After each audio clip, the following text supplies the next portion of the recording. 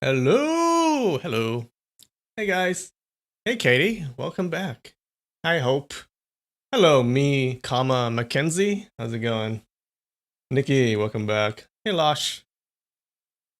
Right, Reagan Lynch. Why won't it start? It's starting. Oh wait, do you guys actually see an ad before this? That's funny. Hello, Jade Emperor of Heaven. Hey puppets. Oh guys. Whoa, hey, the awesome armadillo. How you guys doing? T Tokyo Hub. What's up? Ooh, there was an earthquake like an hour ago. Man, they've been getting I don't know, it seems like they've been getting more we've been getting more earthquakes lately. Yeah, I was lying in bed just reading something and all of a sudden it was like for like a second. Yeah. It so it seemed like it was it seemed like it was a big earthquake, but then I looked it up and it was just like a 3.4 magnitude earthquake. But it was like right next to our city, so um, it seemed stronger, but it wasn't. Hey Zenk, Zenkenk. I don't know what that means. I am in California. Yeah, that's why there's so many earthquakes. But it does seem like it's been increasing because we had one, fairly large one, about a couple of weeks ago too. Mm.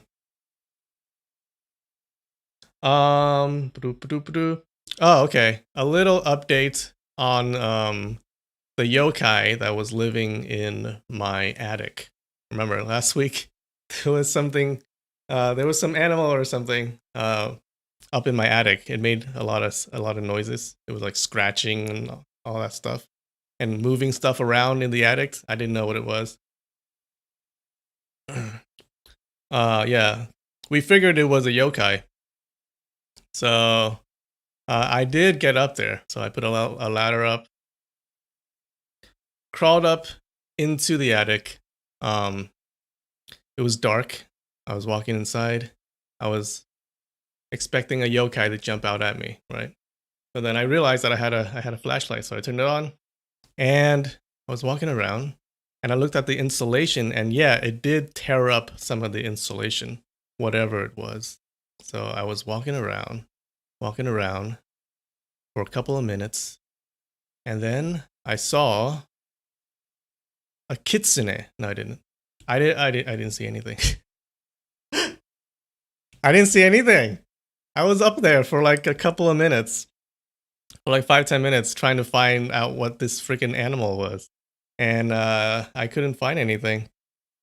So yeah, I don't know. Sometimes I hear it up there, but I guess it's not always up in the attic, which begs the question: like, where does it go? How did it get into my attic in the first place? So I don't know. I might have to get a trap, like not like a mouse trap that will hurt it, like a big old. My dad has a big old trap thing that he used to trap possums. Yeah, so we'll just get that. I'll just put like a piece of meat in it, and then let's see what we find. If I hear it again, like I don't hear it right now. So yeah, so to be continued on that. I'll try to trap it, and we'll see what it is. It may be a raccoon. It may be. I don't know. Freddie Morrison, what's up? I'm gonna catch a beautiful lady. Oh yeah, yeah, and she's gonna turn out to be a freaking kitsune. I knew it. You think it was a random animal? Maybe. Well, what animal is considered random? I'm thinking it's I don't think it's a cat because I didn't hear any meowing. It might be a possum or maybe a rat. I don't know. So if I hear it again, I'll get a trap. I'll set a trap, and we'll see. What's up, Streety McMeaty? It was a homeless guy. Yeah, I was joking with my friends about that. But I didn't see any blankets or anything up in my attic, so I don't think it was a homeless dude. If it was, I'll just give him some food, you know?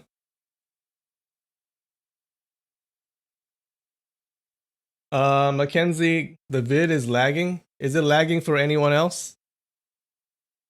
I don't know. I don't have anything on my computer. It shouldn't be lagging. What's up, you Hintam?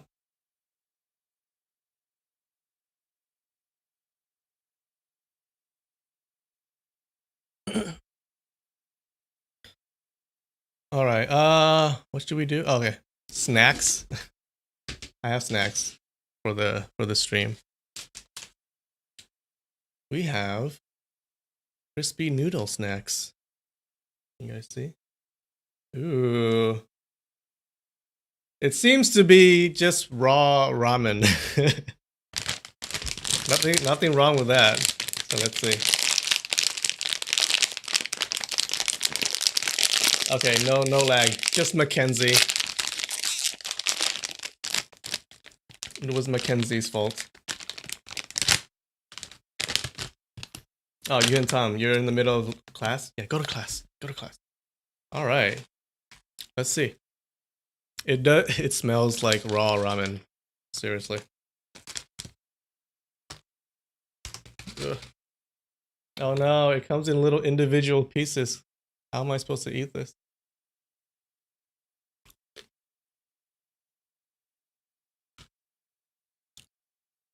Oh shit, it's really good. The only thing is missing is like those flavor packets in those ramen, in those instant ramen noodle bags. It was pretty good. It's like it's salty, and savory. Oh.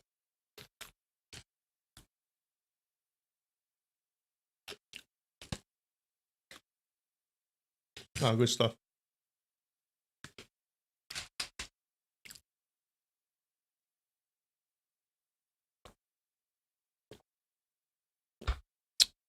All right.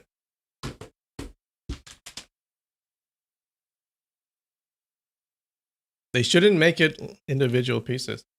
You can't eat it with your hands.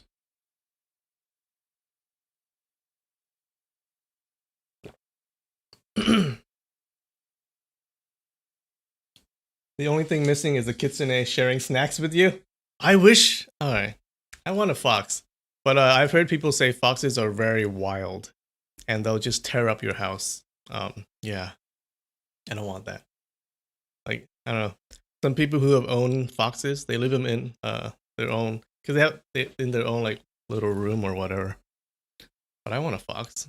That'd be cool. They need a service to, you know, like rent a fox, rent a pet. You should be able to rent a fox for like a couple of hours. That'd be fun. Then I'll definitely bring it on stream.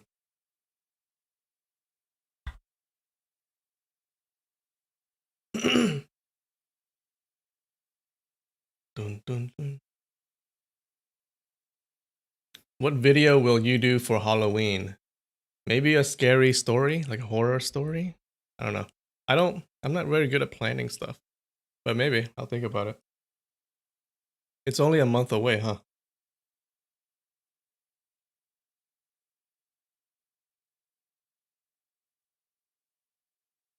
Mackenzie, a fox lives in your backyard. Do you feed it?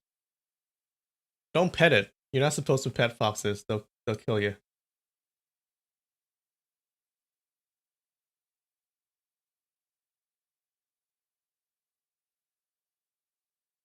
All right.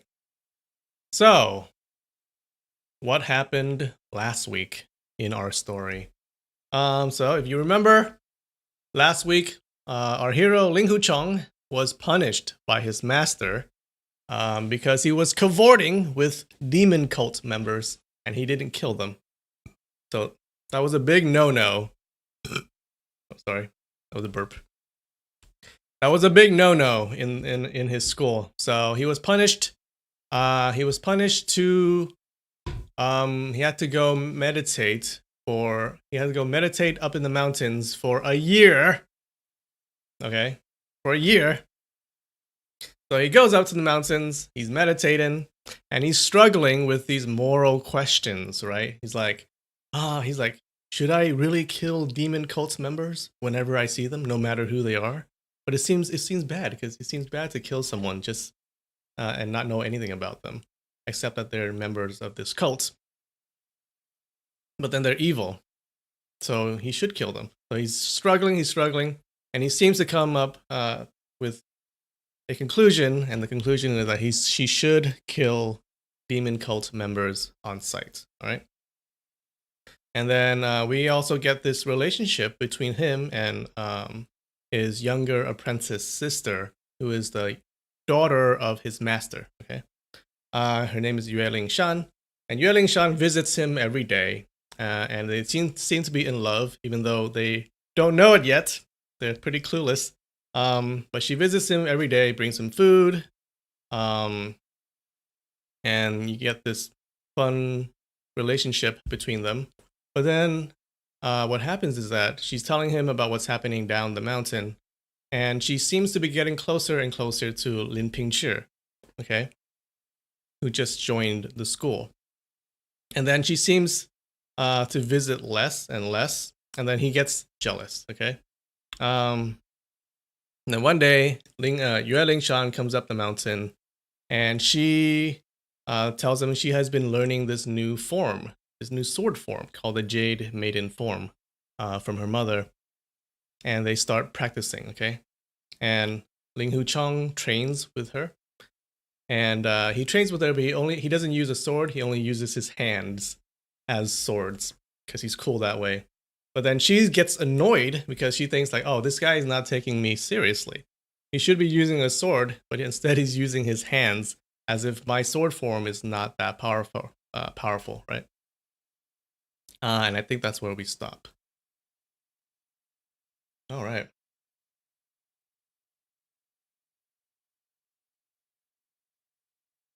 Amanda, a very reasonable punishment. Yeah. It's just a year, right? Contorting. Oh, cavorting. Cavorting means hanging out with, I think.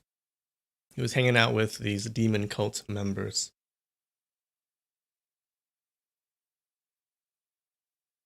Yeah. No, this is a Chinese story, by the way. It's not a Japanese story. Okay, so let's start with the next chapter.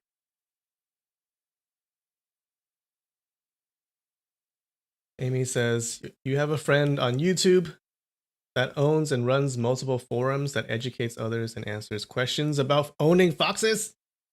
That's awesome. All right, I might have to check that person out.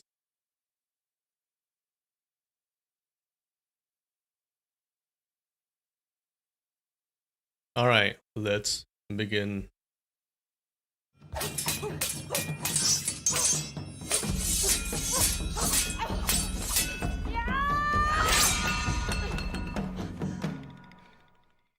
All right, so he's training with his younger apprentice sister, okay? Chapter 8, Meditation, Part 2. Just a little bit longer, Ling Huchang said, as he lured her into using one move after another out of the Jade Maiden form. After a few more moments of fighting, noticing Yue Shan use the same 6 stances again and again, Ling Huchang figured it out. He abruptly stepped forward and chopped with his right knife hand. Killer move from the Pine Wind sword art. Watch out, he yelled. The chop looked as if it had a lot of strength in it. Seeing the knife hand swishing down toward her head, Yue Shan slashed her sword upwards. That was exactly the move Ling Huchang had expected. He reached out his left hand in a flash and flicked out with his middle finger. Ring! His finger knocked on the blade of the long sword. Yue Shan only felt a burning pain in her palm and could no longer hold on to the sword. The sword flew out of her grip and fell straight down the bottomless abyss. Her face was pale as a white sheet. Yue Shan stared silently at Ling Huchang in disbelief and astonishment, biting her lower lip hard with her upper teeth. Oops! Ling Huchang cried and immediately rushed by the edge of the cliff, but the sword had disappeared in the bottomless valley and could no longer be seen. Suddenly, a green shadow flashed by the side of the cliff. It seemed to have been a piece of a robe. But when Ling Huchang looked more carefully, it was already gone. His heart thumped hard as he thought aloud, "What's wrong with me? What's wrong with me? I've practiced and sparred with little apprentice sister thousands of times before. Every time I would give ground to her, and had never acted so mercilessly like today. I am really being ridiculous." Yeah, 'cause you're jealous, bro.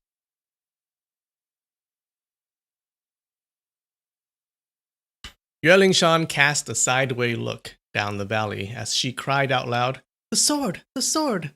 Ling Huchang was stunned when he suddenly remembered that little apprentice sister's longsword was an exceptional sword that could cut steel. It was called Sword of the Green Pool and was acquired by Master in Dragon Spring, Zhejiang province, 3 years ago. Ever since little apprentice sister laid eyes on it, she could not keep her mind off it. She had begged for it from Master many times, and Master never agreed until her 18th birthday this year, when Master gave the sword to her as her birthday present. Now the sword had fallen into the bottomless valley. There would be no way to retrieve it back. "What a terrible mistake I've made," Ling Huchang regretted full-heartedly. Tears rolling down her eyes, Yue Lingshan stomped her left foot in frustration, then turned around to leave. "Little apprentice sister," Ling Huchang called out, but Yue Lingshan ignored him and started heading off the cliff. Ling Huchang chased her to the side of the cliff and reached out for her arm, but as soon as his fingers touched Yue Lingshan's sleeve, he drew his arm back and watched her leave without ever looking back. Feeling very depressed, Ling Huchang thought aloud, "Normally I would have put up with her and give in to her, but why did I flick away her sword today? Am I envying her because Master Wife taught her the 19 stances of the Jade Maiden Sword? No way, it can't be. The 19 stances of the Jade Maiden Sword were meant for female apprentices, and wouldn't I be happier that little apprentice sister is learning more kung fu? Probably it's because I have been alone on the cliff for too long and have become ill-tempered.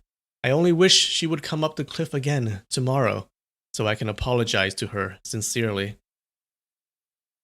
That night, Ling Huchang could not sleep. He sat cross-legged on a rock and tried to work on his breathing exercise, but he simply could not stay focused, and he dared not continue. Moonlight shone through the opening of the cave and lit the rock wall. Noticing the words Feng Qingyang carved on the rock wall again, Ling Huchang reached out and started writing, following the strokes carved on the rock wall. Remember, last chapter he saw these words on the wall in his cave.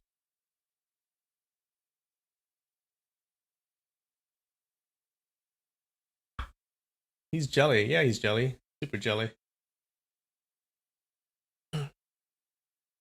Suddenly, the wall darkened as a shadow was cast upon the rock wall. In astonishment, Ling Huchang picked up the sword by his side. With no time to unsheathe the sword, he just thrust it toward his back. When it was halfway out, he suddenly retracted his strength and turned around as he called out in joy, "Little apprentice sister!" But it wasn't his little apprentice sister. A thin and tall man stood about a dozen feet away from the cave. Dressed in a green robe, he stood with his back toward the moonlight. A piece of green cloth covered his face, leaving only his eyes showing. Ling Huchang didn't recall ever seeing this man before, so he yelled, "Who are you?" and jumped out of the cave with his sword drawn. The man didn't answer, but raised his right hand and chopped twice toward his front right, which turned out to be 2 moves out of the 19 stances of the Jade Maiden Sword Yue Lingshan had used in the day. Ling Huchang was greatly surprised, although by now he had dropped most of his animosity toward the man. "Are you a senior in our sword school?" he asked, when suddenly a strong wind of energy came upon his face. With no time to think, Ling Huchang slashed out with his sword, but at the meantime a slight pain came from his left shoulder. It had been hit by the man's hand. It seemed that the man did not use any inner energy when he struck with his hand. In great fear and astonishment, Ling Huchang hurriedly slid a couple of steps toward his left. The man did not follow up and simply used his hand as a sword. And within moments of time, he had shown the dozens of moves included in those 6 stances of the 19 stances of the Jade Maiden Sword smoothly with no interruptions. The dozens of moves were executed as if they were all part of one big move. The speed he had shown was simply unthinkable. Under the moonlight, Ling Huchang could see clearly that every move had been used by Yue Lingshan during the day. But how could he have executed all those dozens of moves as if it was just one big move? Ling Huchang's jaw dropped, and his body seemed to have frozen. The man flicked his long sleeves and walked off around the back of the cliff. Ooh, so some really good fighter just showed up and used the same moves that his little apprentice sister, Yue Lingshan, was using before. Guy was creeping on them during the day. I know, right?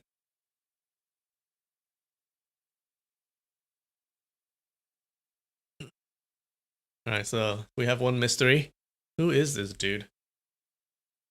It was already a good while later when Ling Huchang was finally able to regain himself. Senior Master! Senior Master! He called out loud. But by the time he ran to the backside of the cliff, all he found was the sliverish moonlight. Sliverish or silverish? I'm going to say silverish. Moonlight reflected by the ground. There was no one to be found. Who is he? Ling Huchang gasped and thought aloud. When he showed the 19 stances of the Jade Maiden Sword, I would stand no chance flicking away his sword. And every move from him could have chopped my hand off. No, it's not only my hand. He could have stabbed me anywhere he wants, or cut me anywhere he wishes. With those 6 stances of the 19 stances of the Jade Maiden Sword, I would be like a piece of meat on somebody's chopping block. Totally be at his mercy. It turned out that this sword form is actually so powerful. He pondered upon it a bit more, and then thought, apparently the power didn't come from the sword moves, but the way he used his sword. With such a method, I wouldn't be able to defend myself no matter what kind of ordinary move he uses. Who is this man? Why is he on top of Mount Huashan?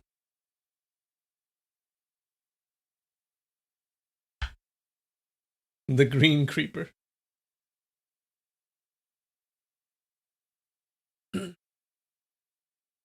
So many numbers. Okay, so the forms is called the 19 stances of the Jade Maiden Sword. But when they fought, she only used 6 stances out of the 19, probably because she only learned 6 stances.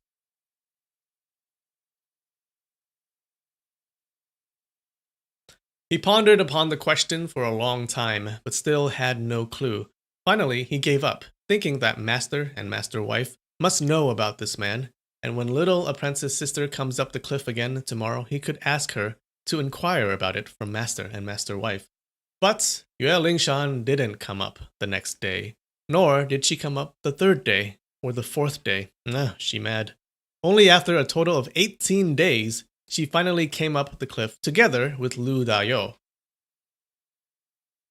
Lu Dayou is the sixth apprentice brother, I believe.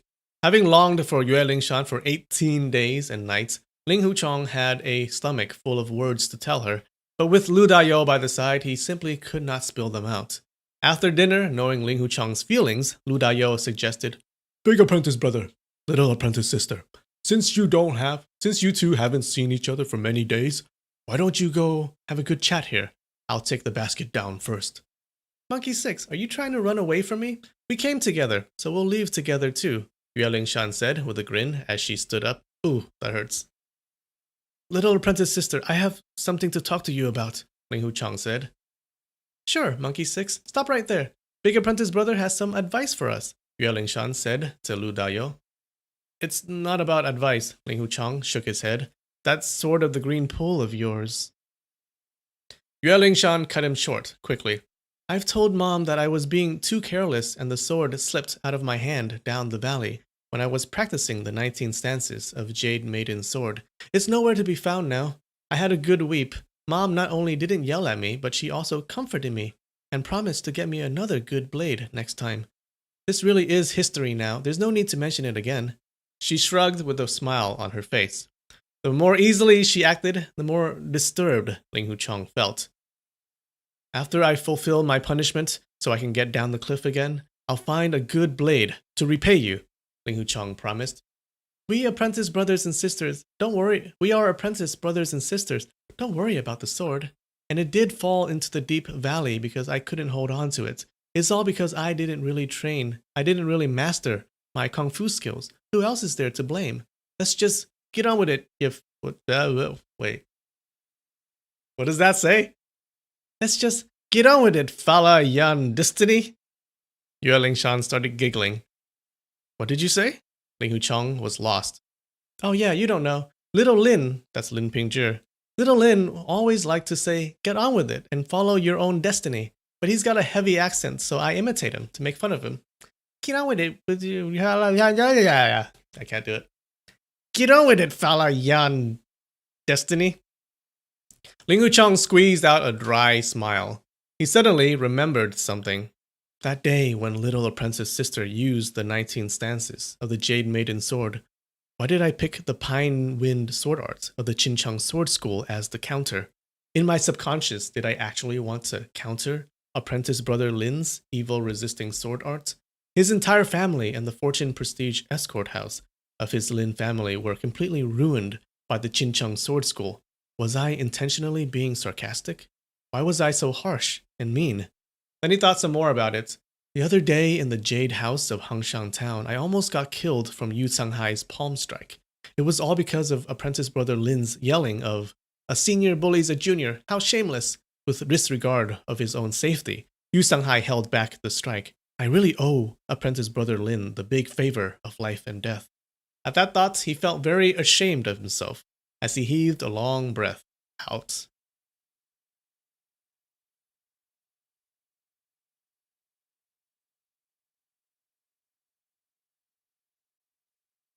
Lin Pingzhi is from the southern US.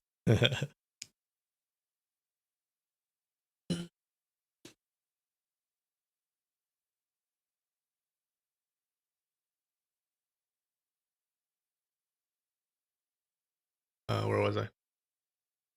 Apprentice brother Lin is very bright, and he also works hard. After the last couple of months of training by little apprentice sister, he probably has progressed very rapidly. It's a pity that within the year of my punishments I can't leave the cliff. Otherwise, because of the favor I owe him, I really should have helped him with his sword training myself, Ling Huchang sighed. How did little Lin do you a favor? How come I have never heard anything about it from him? Wait, that's her. That's her talking. How did little Lin do you a favor? How come I have never heard anything about it from him? Yue Lingshan raised her eyebrows. Of course he won't be bragging about it himself, Ling Huchong explained, and then told the story about that day at the Jade House. Yue Lingshan seemed to have lost in her thought for a moment. No wonder Dad said that he had the character of the chivalry kind, and that's why Dad saved him from the Hunchback of the North. He is so muddle-headed, so he actually came out boldly for you, too, with that loud yell of his. At these words, she couldn't help and giggled some more. With his little kung fu skills, he actually saved the big apprentice brother of Huashan Sword School, and also came forward for the sake of Huashan headmaster's daughter, and whacked the beloved son of the headmaster of the Qinchang Sword School. Just with these two achievements, he could have gained a lot of fame in the martial world. But nobody would have guessed that such a big hero who likes to defend people against injustice, a big hero Lin Pingzhi, has such terrible kung fu skills. One can learn kung fu skills, but the character of the chivalry type comes when one gets born, and that's what differentiates people's moral standings, Ling Huchong said. Dad and Mom said the same thing about little Lin, Yue Lingshan smiled. Big apprentice brother, other than the character of chivalry, there's one more thing that both of you have. What other thing? Bad temper? Ling Huchong asked. It's the feeling of pride. Both of you are quite proud of yourself, Yue Lingshan answered. Lu Dayou suddenly cut in the conversation. Big apprentice brother is the leader of all the apprentice brothers and sisters. It's natural for him to feel the pride. Who the heck does that chap Lin think he is? What makes him think he is worthy to show his pride in the Huashan Sword School? A tone of hostility toward Lin Pingzhi was clearly shown. Little brother is showing it's defending his bigger brother.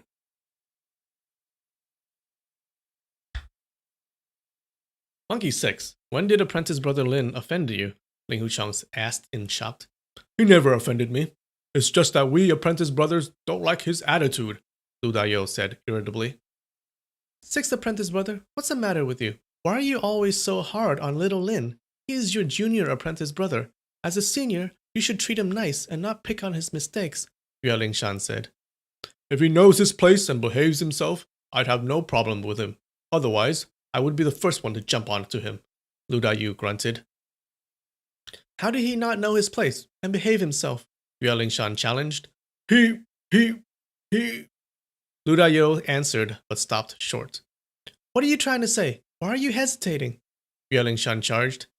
I hoped I got it wrong and thought of it in the wrong way, Lu Dao croaked. Yue Lingshan blushed slightly and stopped asking. Lu Dao said that he wanted to go back now, and Yue Lingshan left the cliff together with him. Ah, bad news for our boy Ling Huchong. I think we know what's happening down in the mountains.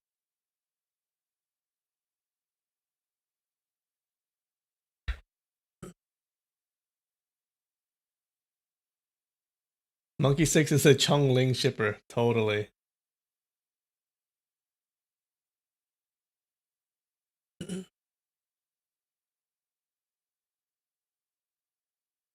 Seized with gloominess, Ling Huchong stood by the edge of the cliff and gazed at their receding figures until they turned around the shoulder of the pass. Soon, Yue Lingshan's loud and clear singing wafted up the cliff from behind the mountain shoulder.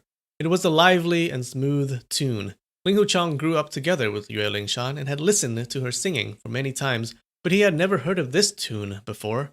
Yue Lingshan had always been singing Shangxi folk songs, the kind that had a long ending sound that would be echoing around the valleys. But this one sounded more like water drops dripping down a fountain, and each word was short and clear. Ling Huchong tried to listen to the lyrics, but he could only hear something like, Sisters, let's go uphill to pick tea. She had some odd pronunciations. Ling Huchong could hear the words, but he could only recognize probably the meaning of 1 out of 10 words. He thought, when did little apprentice sister learn this new song? It is a very pleasant song. I'll have to ask her to sing this one again from the beginning next time when she comes up the cliff. Suddenly, he almost felt like a hammer had just smashed his chest as he realized this is a Fujian folk song. Apprentice brother Lin must have taught her this one. That night, Ling Huchong couldn't sleep. Disquieting thoughts surged in his mind. It seemed as if Yue Lingshan's lively but hard to understand singing still echoed around his ears. Ling Huchong, you've always been so unrestrained and carefree before, but today you can't even put aside your worry just because of a song. How can you still call yourself a true man? He kept blaming himself, knowing very clearly that he shouldn't be thinking about it. But the Fujian folk song sang by Yue Lingshan kept wafting around his ears. Ling Huchong felt great pain in his heart. In frustration, he picked up his sword and chopped and slashed toward the rock wall like a madman. Feeling a stream of inner energy rising from his abdomen, he thrust the sword out. The posture and the way he used his energy happened to be just like the move taught by Madame Yue, unrivaled and unmatched, the thrust of Ning. With a piercing sound, the sword surprisingly went into the rock wall all the way to the sword handle. Ling Huchong was astounded. He knew too well that no matter how quickly he had advanced his kung fu skills in the last several months, it would still be impossible for him to jab his sword into the rock wall all the way to the handle. That would require putting superb inner energy into the sword blade, so that the blade could be jabbed into a rock as if the rock was a rotten piece of wood. Even master or master wife wouldn't have such magical skills. He stood there as if he was in a trance. Then he pulled at the long handle and drew the blade out, when he suddenly realized from the feel with his hand, the rock wall was only a very thin layer of rock. It was empty after about 2 or 3 inches deep. There was a cave on the other side of the rock wall. Ooh.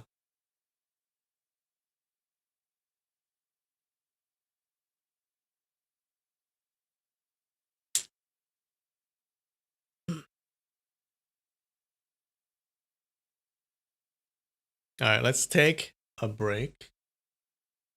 Let's take a 5-minute break. All right, guys, I'll be right back.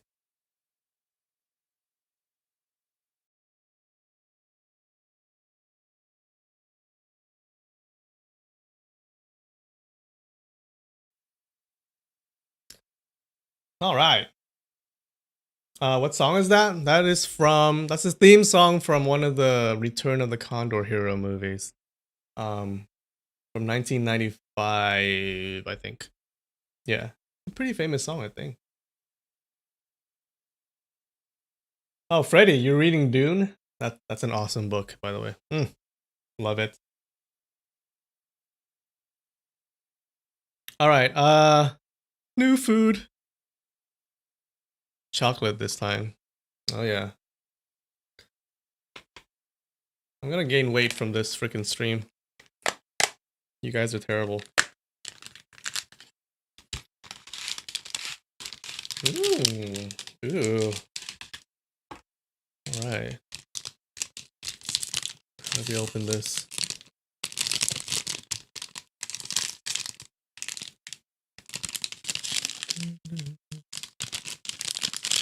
Come on. Come on.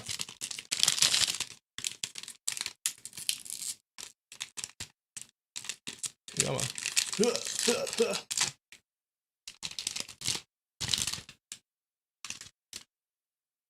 Oh, I screwed it up. There you go. They're I guess they're just chocolate covered almonds. Let's see.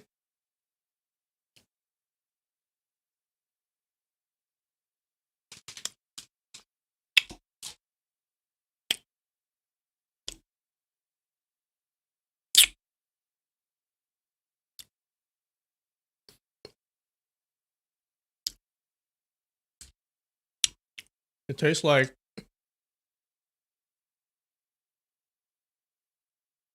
chocolate covered almonds.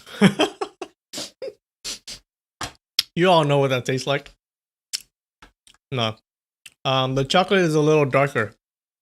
So I don't it doesn't say dark chocolate. It doesn't say dark chocolate, but I think it's dark chocolate. Which I love. Good stuff.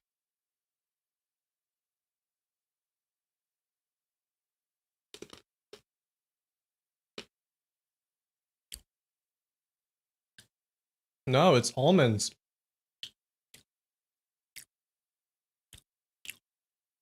Ooh, the almonds are like crunchy. I love it. Oh, so good.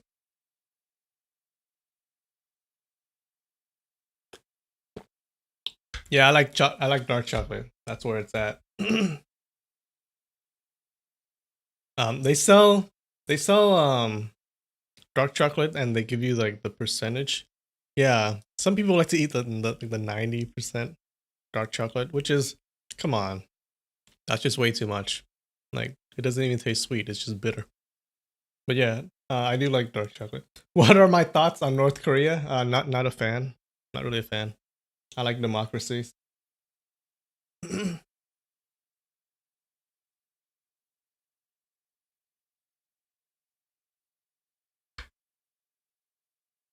All right, so we find a cave, a secret cave.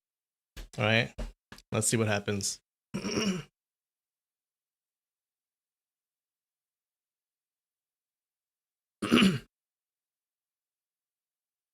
Ling Huchong's mind was now filled with curiosity. He lifted his sword and thrust again. Clank! This time the sword broke in half. It turned out that because he didn't use enough inner energy, the sword couldn't even penetrate a 2 or 3 inches thick layer of rock.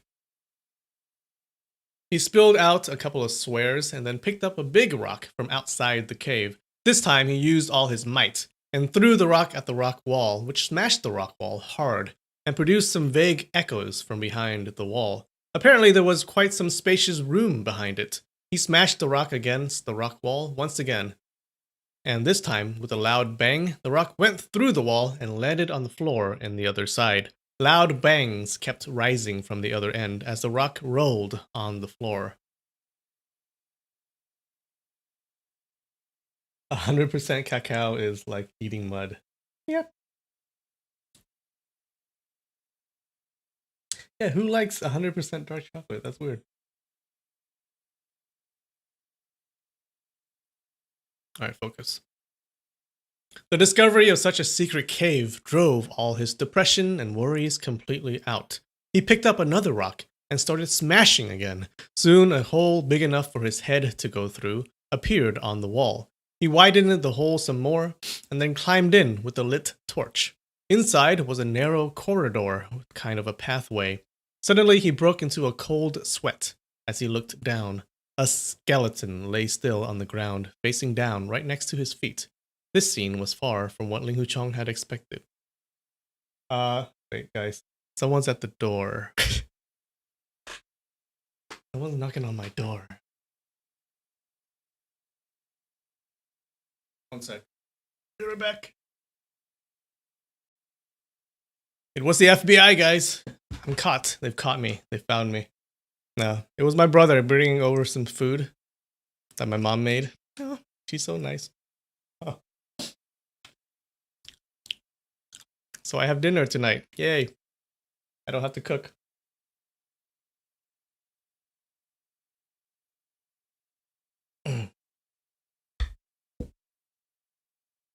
The yokai is back. That's funny.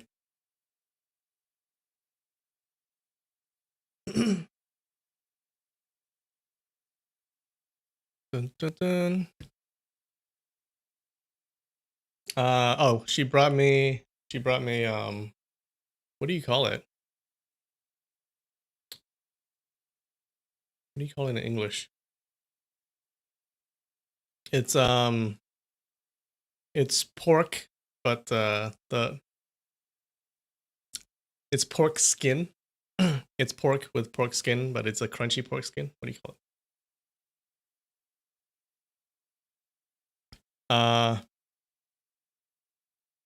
Barbecue pork skin. I don't know what it is. Whatever. Yeah.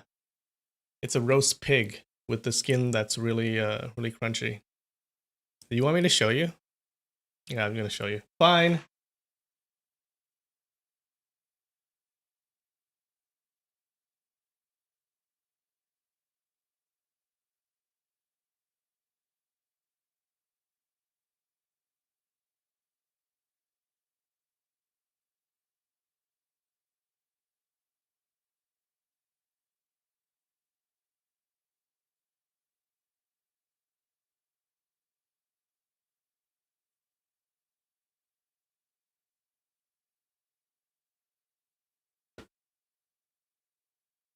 Never mind. It wasn't. It was just fried rice. I thought she said she was gonna bring me that roast pig. Oh well.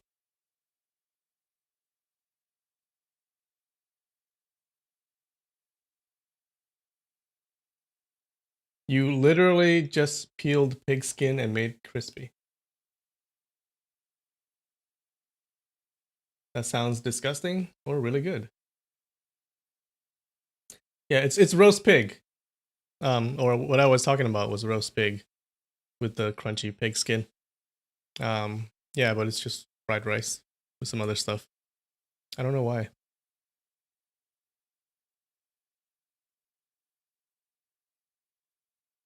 Well, I say just fried rice because I can make fried rice, but I can't make what my mom makes. Yeah, because yesterday she told me she was going to bring me that pig skin. But I guess she changed her mind and she's like, "Oh, here, some fried rice instead. Here's some shitty fried rice for you." Just kidding, I love it. All right, guys, focus, focus. Get back to reading.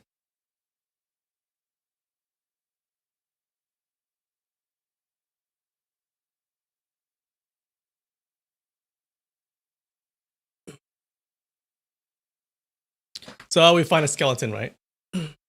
A skeleton lay still on the ground, facing down right next to his feet. This scene was far from what Ling Huchong had expected. He calmed himself down a bit and thought, could this be a tomb? Why would the skeleton lay on the floor, facing down, instead of facing up? And this narrow corridor doesn't look like a tomb corridor either. He looked down at the skeleton again. The clothing on the skeleton had rotten into dusts. The two Two huge axes lay on the ground next to the skeleton, shining as they reflected the light from the torch. He picked up one of the axes. It was very heavy, at least over 40 pounds. He raised the axe and chopped it at the rock wall by his side. Clank! A big chunk of rock was chopped off. He was stunned. This axe is too sharp to be a normal axe. It must have belonged to a senior master in the martial world as his weapon. The spot where the axe had just chopped by looked very smooth, almost as smooth as a tofu cube being cut by a knife, and there were many chop marks on all sides of the corridor. He thought about it for a short moment and was stunned by his conclusion. He walked down the path a bit more with the torch raised high, only finding axe chopping marks all over the cave. He found himself stupefied.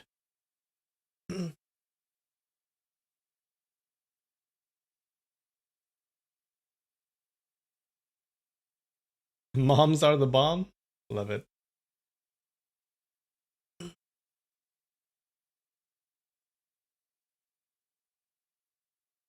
So the pathway was actually made by chops from this man using his sharp axes.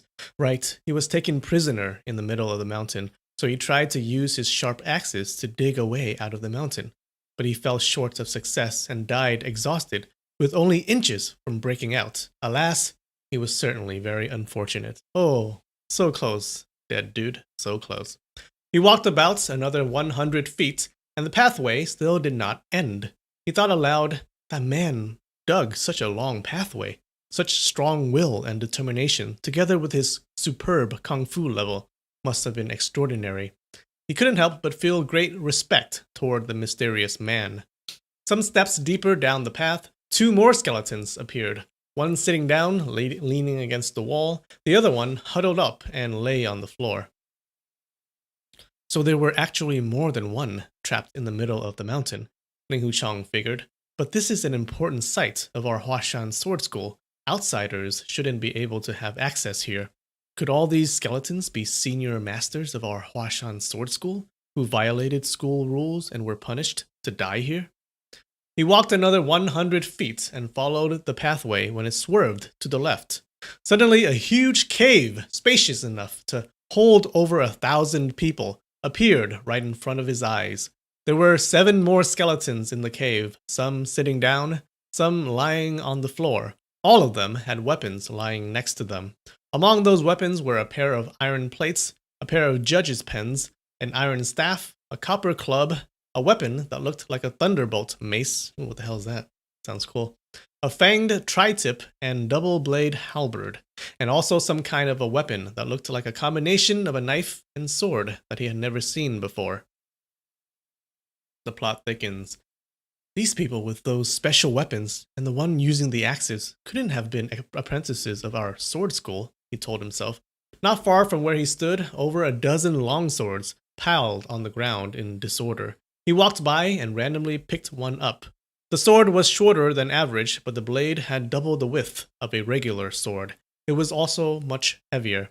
He thought, this is the kind of sword used by the Taishan Sword School. Among the rest of the swords, some were light and very flexible, which was the type of sword used by the Hangshang Sword School.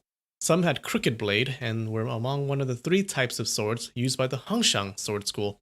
Some had very blunt edges and a very sharp tip, which was a type of popular weapon used by some senior masters from the Songshan Sword School.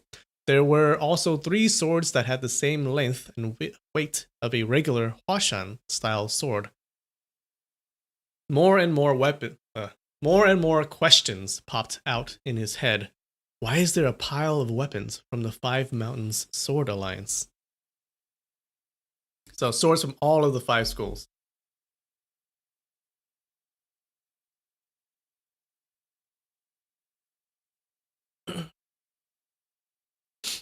Ling Huchang raised the torch high and looked around the walls of the cave. There was a big rock sticking out dozens of feet above the ground from the rock wall on the right side. It looked like a platform. Underneath the big rock, some words were carved onto the rock wall in large fonts, saying, "The 5 Mountains Sword Alliance, you shameless and despicable bunch. Can't win in a fair fight. Dirty tricks are your specialty." There were a total of 4 lines of words, and each character was about a foot tall.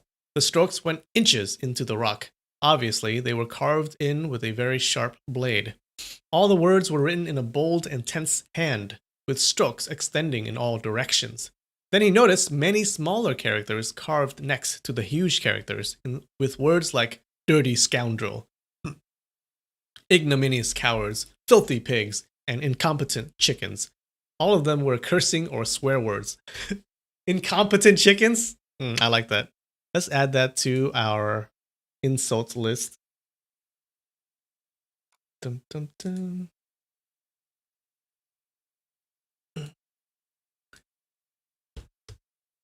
All right, incompetent chickens. That's good. Some good stuff.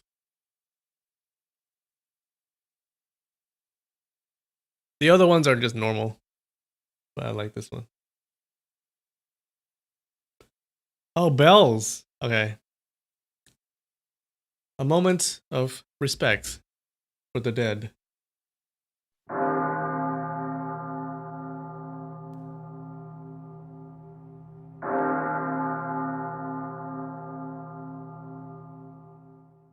The more Ling Hucheng read, the angrier he became. So all those people were prisoners of our Five Mountains Sword Alliance. They were all completely irritated, but had no other way of venting their anger, so had to carve those words onto the rock wall. I'd say what they did was the real shameless and despicable thing. But I wonder, who would they be? If they were enemies of the Five Mountains Sword Alliance, then they mustn't be good. He looked at the rock wall again and saw a line of words that read, Fang Song and Zhao He defeat Hangshang sword art here.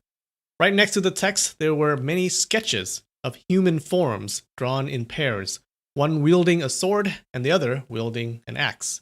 After a quick count, Ling Hucheng estimated that there were at least 500 or 600 sketch drawings. Apparently, the axe-wielding one was countering the sword-wielding one's sword art forms.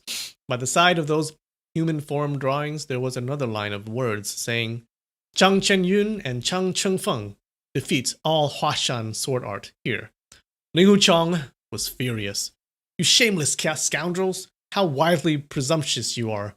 Huashan-style sword art is meticulous and profound. There is very few in the world that can actually block it. Who would have dared claim to be able to not only defeat, but defeat all of the Huashan sword art? He thought aloud. He picked up the heavy sword of the Taishan sword school and smacked it hard against the line of text. With a loud bang and a shower of sparks, he smacked a part of the word all off. But from the smacking, he realized that the rock belonged to a very hard type, and even with sharp blades, it would still be very difficult to draw sketches or write on the rock wall. He looked more closely and saw a drawing by the line of text. The sword-wielding men were drawn with only a few simple and crude lines, but from the posture he could tell that it was one of the moves in the basic sword form of the Huashan sword art called Graceful Phoenix. In the move, the sword would be dancing with lithe and graceful movements. The countering human shape was wielding a straight line-shaped weapon. A straight line-shaped weapon that could have either been a staff or a spear, with the tip of the weapon pointing directly at the swordsman's sword tip, looking very clumsy. Ling Hucheng sneered. The Graceful Phoenix move of Huashan has 5 additional hidden techniques. How could it ever be defeated by such a clumsy move? But when he looked at the posture of the man in the drawing again, out of the dullness there seemed to have more continuous flow in it. Although the move Graceful Phoenix had 5 additional techniques, but the staff move seemed to faintly have 6 or 7 additional techniques, more than enough to counter the various techniques from the Graceful Phoenix move. His eyes fixing on the quick-drawn human sketch, Ling Hucheng was dumbfounded. This Graceful Phoenix move of our sword school looks like an ordinary move, but the additional techniques hold great power. A smart opponent would have simply blocked it and dodged aside. If he had tried to counter it, he would be suffering great losses. But that staff move in the drawing really can defeat the Graceful Phoenix move of ours. That. Gradually, his astonishment transformed into admiration. Deep in his heart, he also felt great terror.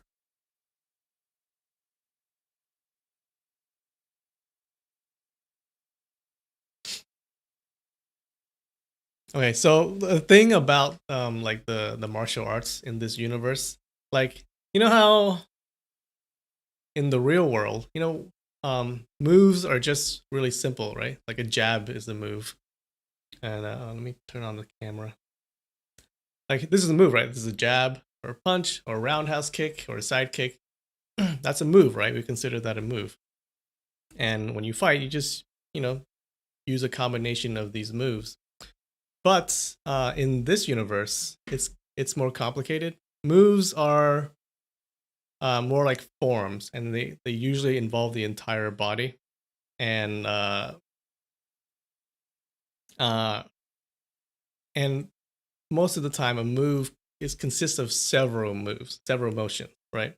So it's not like just a punch. It's like huh, huh, huh, or like 1, 2, 3, right? Like they're more like combos. So there can be like millions of different combos. That's why each school has their own martial arts, has their own forms and stuff like that. So that's how you can draw these forms on the wall, and you'll know what they are. So during a fight, what you do is you do your entire move, right? So your move could be like 3 moves, and how you counter it. So you would use these moves, and then the opponents would try to counter it with their own moves, right? Um, yeah. What am I trying to say? So that's how you fight in this world. So just saying, like moves are not just one punch or one kick. They're multiple different forms, and each of them have a name. So that's why there's so many freaking names, right? Like Graceful Phoenix and other stuff.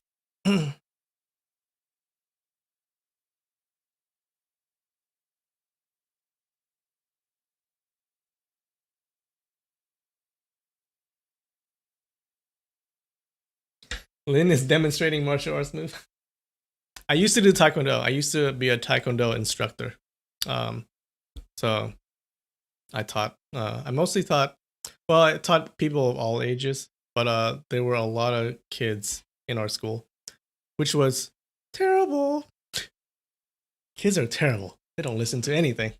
Yeah, they were like 6, 5 or 6 or 7 year olds. Oh, they're the worst. They're the worst. The older kids are better, yeah, because they listen to you and they know what you're saying. But the young kids, they all have ADD.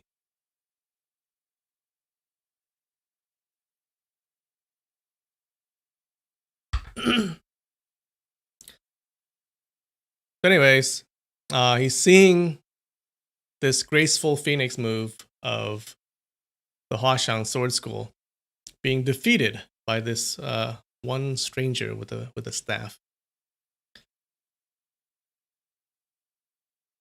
He stared blankly at the 2 human sketches, lost in thoughts, and completely forgot about time. Suddenly, a great pain came from his right hand and woke him. It turned out to be the torch, which had burned almost to the end, and the flame caught his hand. He threw it down, thinking, it's going to be completely dark if the torch burns down. So he rushed to the front cave, took over a dozen of the pine branches that were meant to be firewood for heating purposes, and then returned to the back cave in a dash. He lit a pine stick he lit a pine stick from the about to extinguish torch and gazed at those 2 human shaped sketches again, thinking if the staff wielding guy has the same level of kung fu as the swordsman from our sword school, then the swordsman might incur some serious injury. If the opponent has slightly better kung fu, then when the 2 moves clashes, the swordsman will see his own life perishing in front of his own eyes within the time of a flash.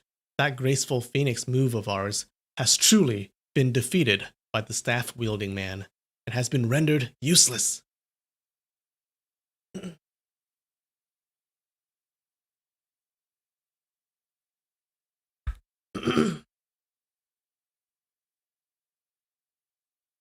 To teach you guys martial arts? Nah, I don't know about that.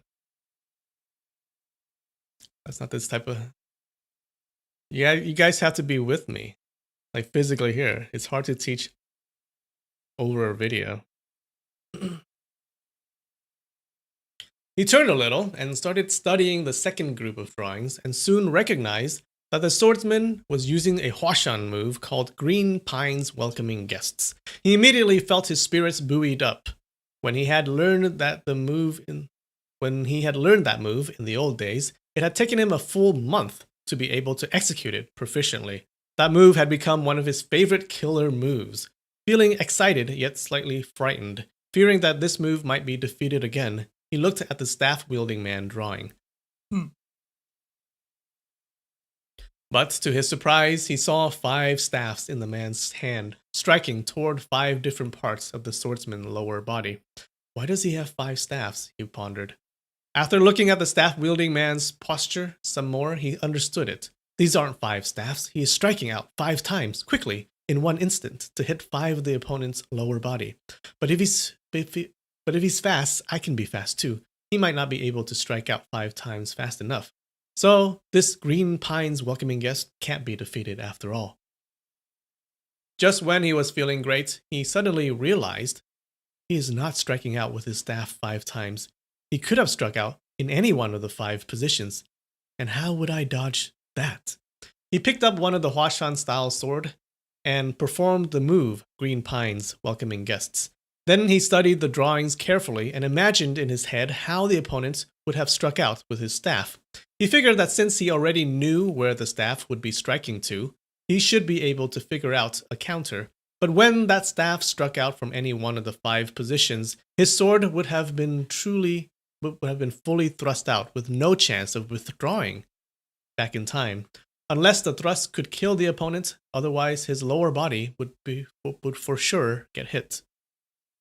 And the opponent most likely would be a skilled fighter. How could one expect to kill the opponent with one single thrust? And with the sliding posture and a lowered shoulder in the drawing, the enemy for sure would be able to dodge the thrust in that fraction of time. Once the enemy dodged the sword thrust and struck back, he would have no chance to evade. Thus, the unique Huashan move of Green Pines Welcoming Guests had been defeated as well.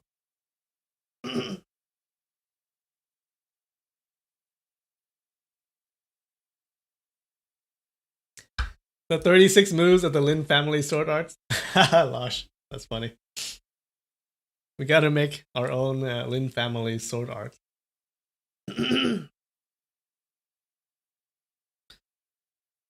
Okay, so it looks like it's a wall of people defeating all of the moves in the Huashan Sword School and the other sword schools in the Alliance. That's what it seems to be. The more he thought about it, the more terrified he became. He murmured to himself as cold sweat streamed down his... Wait, hold on. Oh, sorry. Ling Huchang remembered that he had won 3 times in various fights using that move of Green Pines Welcoming Guests. If his opponents had seen the drawing on the rock wall before and knew how to counterattack, then it wouldn't matter whether the opponent had used a staff or a spear. He would have either gotten wounded or gotten killed. Probably there wouldn't even be a Ling Huchang left in the world today. The more he thought about it, the more terrified he became. He murmured to himself as cold sweat streamed down his forehead. That's impossible. It's impossible. If the move Green Pines Welcoming Guests could be defeated this way, how come Master knows nothing about it? Why didn't he ever warn me about it? He knows all the key aspects of that move from inside out, so he knew to the full extent how detrimental those 5 staff strikes were. Although those were just 5 short lines on the rock wall, he could almost feel every strike smacking heavily onto his ankles and shins.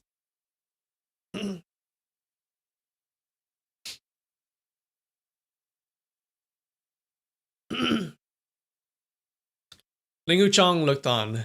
The sword moves carved onto the rock wall were all unique moves of the Huashan Sword School, and the opponent always had ultra clever and vicious moves that would defeat them.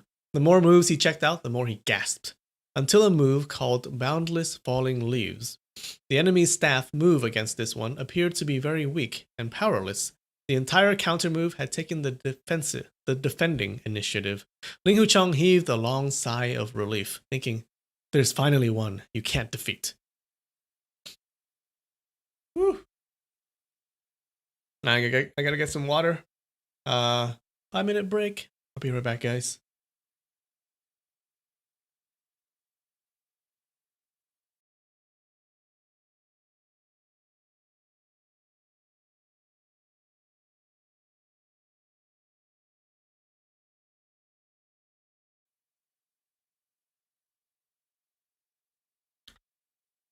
I'm back.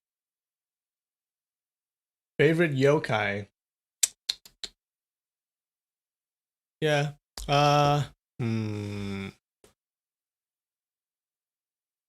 It's probably Kitsune or Tanuki. Yeah, that's everyone's favorite yokai. But Tanuki, man.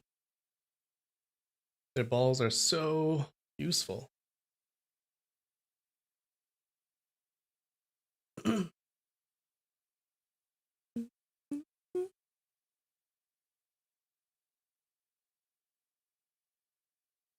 Hey Drift, what's up? Welcome to the stream, or welcome back.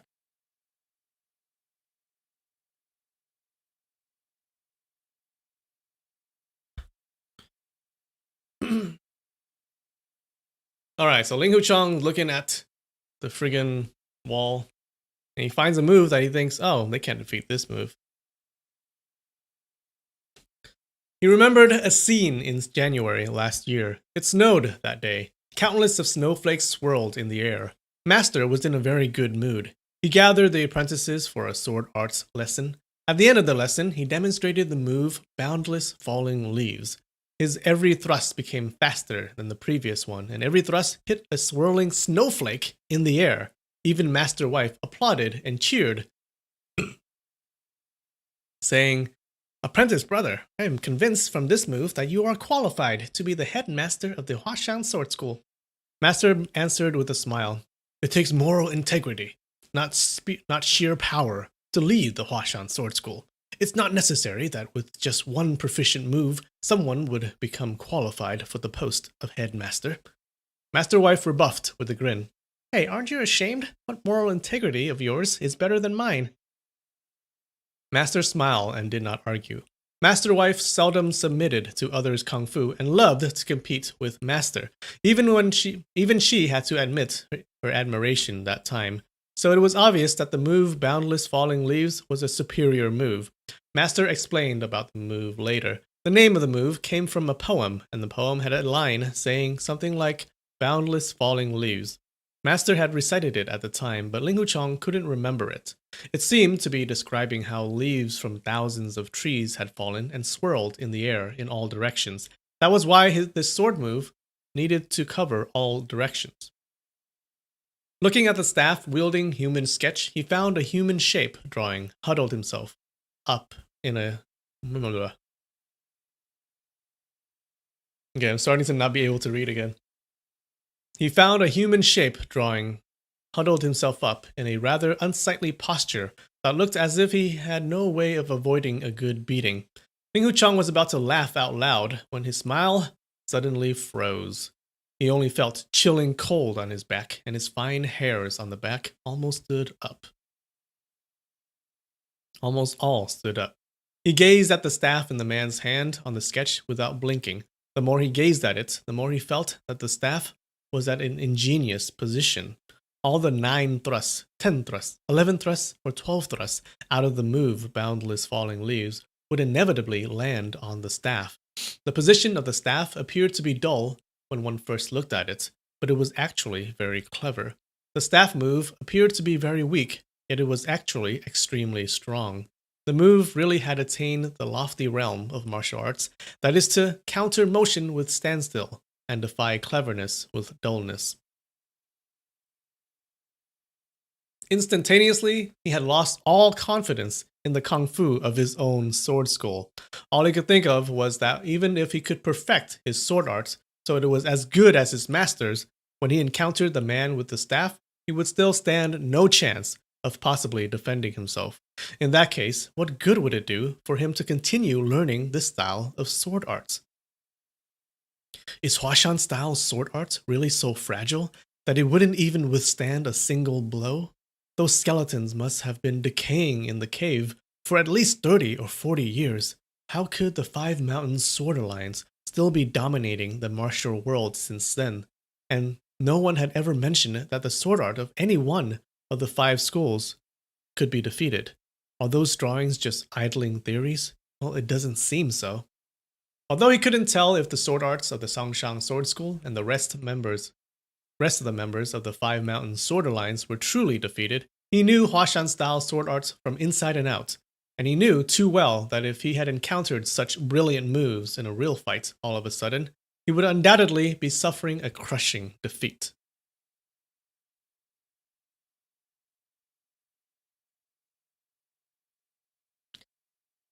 Yeah, his world is falling down around him. He stood still, seized in terror, almost as if someone had sealed his pressure points. Endless thoughts flashed by his mind, and he totally forgot about time. Time went by, and finally someone's voice rose. Big Apprentice Brother, where are you? Stunned, Ling Hucheng immediately turned and ran toward the narrow pathway until he passed through the hole on the rock wall and got back into his own cave compartment. It was Lu Dayo calling out around the cliff. Ling Hucheng leapt out of the cave and turned behind a big rock at the back of the cliff. After sitting down cross-legged, he called out, I am here, meditating. Sixth Apprentice Brother, what's the matter? Lu Dayu followed the direction of the sound and came by. Big Apprentice Brother, here you are. I brought your dinner up for you, he said happily. Ever since Ling Hucheng started studying the moves on the rock wall before dawn, he had totally lost track of time because of his focus on the drawings. It was already late in the afternoon by now. The cave he lived in was specifically used for meditation and contemplation, so Lu Dayo dared not to enter without permission. The cave was a shallow one. Since he didn't see Ling Hucheng inside the cave, he started looking around the cliff. Ling Hucheng noticed that Lu Dayo's right cheek was covered with a layer of herbal medicine, with blood still oozing out of the green dressing. Evidently, he was wounded pretty badly, so he asked hurriedly, Hey, what happened to your face? This morning when I was practicing sword art, I accidentally cut myself. How stupid was I? Lu Dayu answered. Seeing more irritation than embarrassment in Lu Dayu's eyes, Ling Hucheng figured that there must be something else. Sixth Apprentice Brother, how did you really get hurt? Can't I be trusted with the truth? He asked. Big Apprentice Brother, I don't want to hide the truth from you. I didn't say the truth because I'm just afraid that you might get mad, Lu Dayu growled. So who cut you? Ling Hucheng inquired. He felt quite surprised. Apprentice brothers in Huashan Sword School had always been getting along comfortably well, and had never got into any fights among each other. Did outside enemies come to Huashan to cause trouble? Lu Dayu explained. This morning I sparred with junior apprentice brother Lin. He just learned that move, Graceful Phoenix. I wasn't paying enough attention and got a cut on my face. It's normal for somebody to make a mistake occasionally when apprentice brothers spar each other. Don't get mad. Apprentice brother Lin probably just learned that move recently and couldn't control the move too well. You can't really blame him. But you probably were a bit too careless. That move, Graceful Phoenix, is a powerful one. You should have treated it more carefully, Ling Hucheng said. Remember, the move Graceful Phoenix is the one that he just saw in the cave that was defeated. That's right. But how would I know that? That chap Lin have learned the Graceful Phoenix after only several months of apprenticeship. It was after my 5th year in Huashan that Master finally permitted you to teach me that move, Lu Dayu grumbled. Ling Hucheng was slightly surprised. He thought to himself, Apprentice Brother Lin has only been in Huashan Sword School for several months, and now he has already learned the move Graceful Phoenix. He has progressed too fast. If he didn't have the brain of a super smart genius, then he wouldn't have a good foundation. To progress this fast is actually detrimental for his later progress. Why did Master teach him this move so early? Lu Dayu continued. When I saw it all of a sudden, I was shocked. That's how I got cut by him. Little apprentice sister applauded and cheered by the side. She said, Monkey 6, you can't even beat my student. How are you going to pose as a hero in front of me again? That chap Lin knew he was wrong and tried to come by and bind up the wound for me, but I kicked him to the ground. Little apprentice sister snapped. Monkey 6, he is trying to be nice to bind up your wound. Are you shamed into anger because you can't beat him? Big apprentice brother, it turned out that little apprentice sister secretly taught him that move. Instantly, Ling Huchang's heart was filled with strong grief. That graceful phoenix move was a very difficult one. The 5 additional techniques had complicated variations, and on top of that, the practitioner also needed to memorize a lot of formulas that went with the techniques. In order to help the apprentice brother Lin understand that move, little apprentice sister must have racked her brain out and put in a lot of work. So the reason why she didn't come up the cliff all those days is because she spent the entire time with apprentice brother Lin. Yue Lingshan was the impatient type. She always had a hard time staying still and hated tasks that would require meticulous cares. She always wanted to be better than others. That was why she was able to gather enough patience when she was learning sword arts herself. But if she were teaching someone else, she would never have taught carefully. But now she actually taught that complicated move, Graceful Phoenix, to Lin Pingzhi. It wouldn't be hard to imagine how much she cared about this junior apprentice brother of hers. Only after a while did he finally manage to calm down.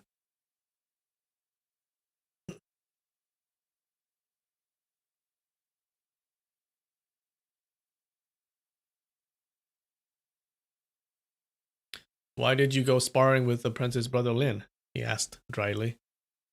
Yesterday, when I said those words to you, little apprentice sister wasn't very happy about it and croaked at me all the way down the cliff. Then early this morning she dragged me to go sparring with apprentice brother Lin. I didn't think too much about it and thought that it was just a practice, but who would have expected that little apprentice sister secretly taught several unique moves to the chap Lin?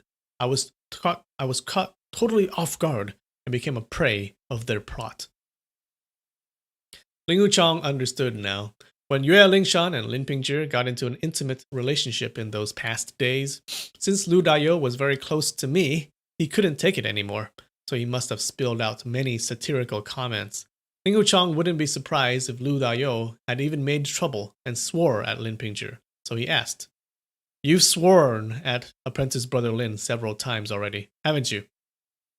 That dirty, shameless sissy! Of course I'd be swearing at him. He got scared of me. Every time I swore at him, he dared not swear back at me, and always turned away immediately to avoid me. But I would never have thought that this chap is so vicious. I can't get anywhere. He can't get anywhere by himself. If it weren't because little apprentice sister was behind him, how could he have wounded me? How could he have wounded me? Lu Dayou grunted. Ling Huchang couldn't help but feel a kind of indescribable bitterness in his heart.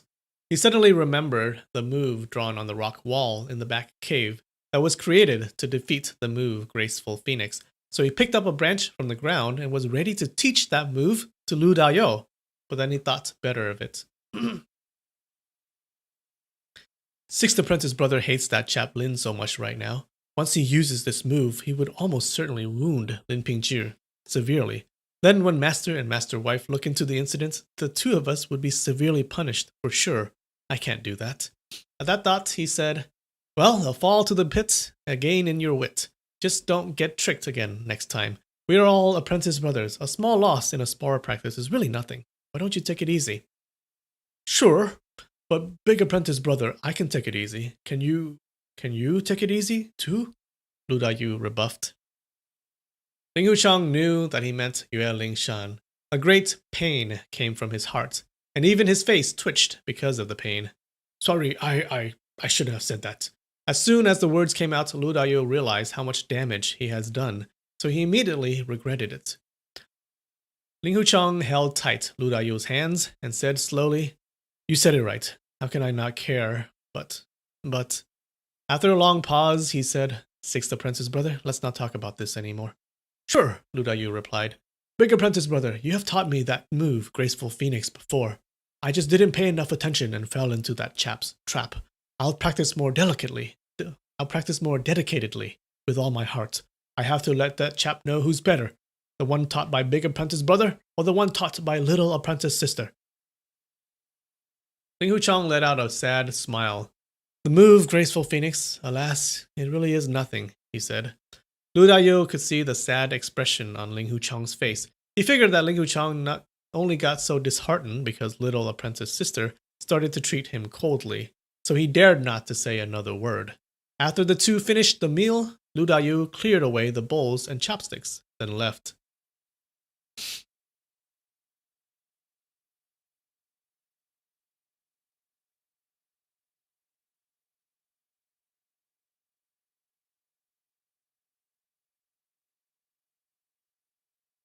That incompetent chicken was so yummy. That's funny. Freaking Lin Pingzhi, that incompetent chicken.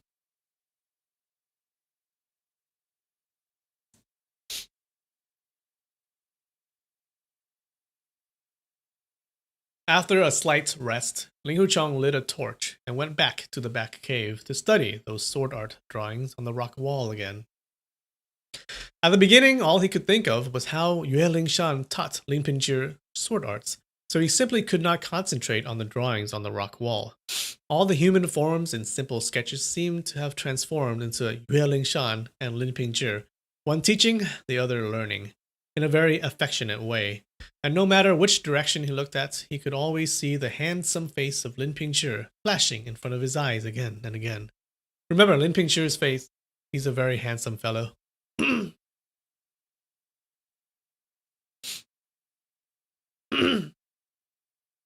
He heaved a long sigh, thinking, Apprentice Brother Lin is 10 times more handsome than I am, and he is much younger than me, only 1 or 2 years older than little apprentice sister. Of course, it is natural for the two to become close.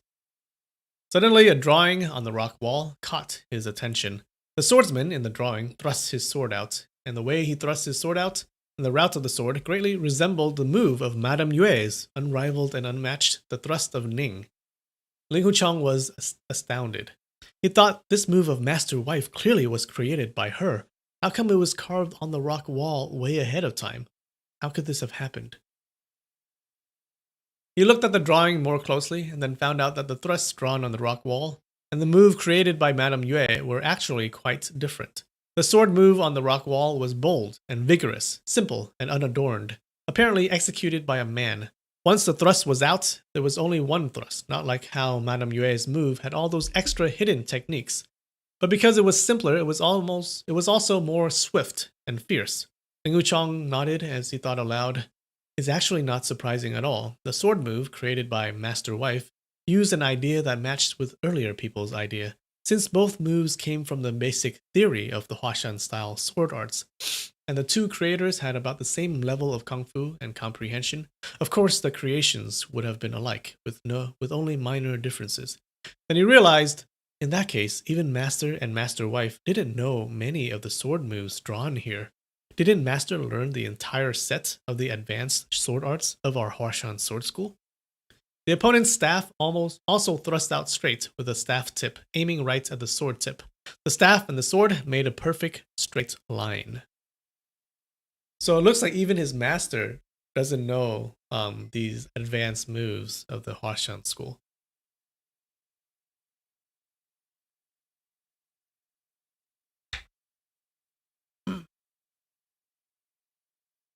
Seeing the straight line it made, Ling Huchong cried out loud. Oh no! The torch in his hand fell down to the floor, and the cave was instantly covered by complete darkness. He was completely taken by terror and could only murmur, What do I do? What do I do? He could see clearly that since the staff and the sword were in a tit-for-tat fight, and the staff is rigid and solid while the sword being flexible, when the two fighters thrust out with all their strength, the longsword would have no choice but to break from the middle.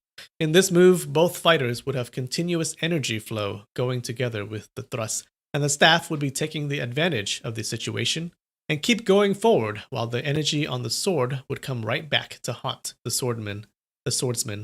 There was really no way out of it. A thought suddenly flashed by his mind. Is there really no way out of it?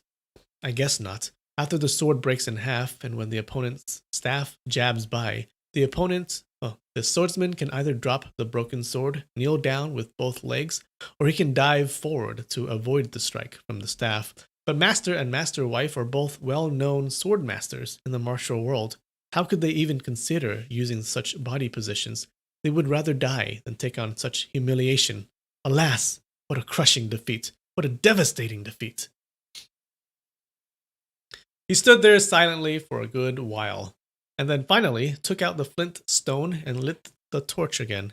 He continued studying the rock wall and saw that the sword moves were getting more and more exquisite and intriguing, especially the last dozens of moves simply fluctuated unpredictably and appeared to be mysterious and profound. But no matter how brilliant each sword move was, the opponent's staff would always have an effective way to counter it. At the end of the Huashan swords move drawings, pictures of the swordsman kneeling on the floor in front of the staff-wielding man, head down, sword being thrown away, were carved on the rock wall. Feelings of anger and rage had slipped away from Ling Huchong's mind long ago. All there was left was the deep feeling of despair. Although the picture was totally arrogant and harsh, there was no doubt that Huashan-style sword art had been completely defeated by him, and the swordsman would never be able to compete with him. It was sadly so very true. That night, he wandered around the back cave, back and forth for countless circles. He had never been hit with such a devastating strike before in his entire life. He kept thinking, Huashan Sword School is a member of the Five Mountains Sword Alliance. It is a world-renowned big sword school with great fame in the martial world, but the kung fu of our sword school is actually so pathetic.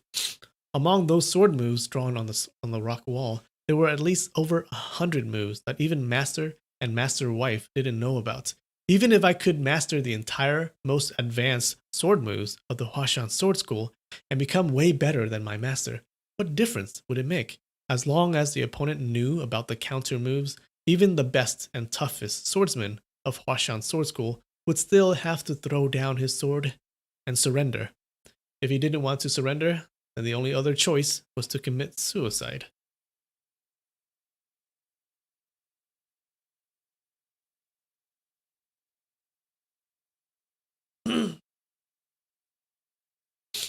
He paced up and down, feeling deeply vexed and frustrated. The torch had extinguished a while back. He lit the torch again. Staring at the kneeling and surrendering human-shaped sketch, he felt more and more annoyed. Raising his sword high, he wanted to chop at the picture.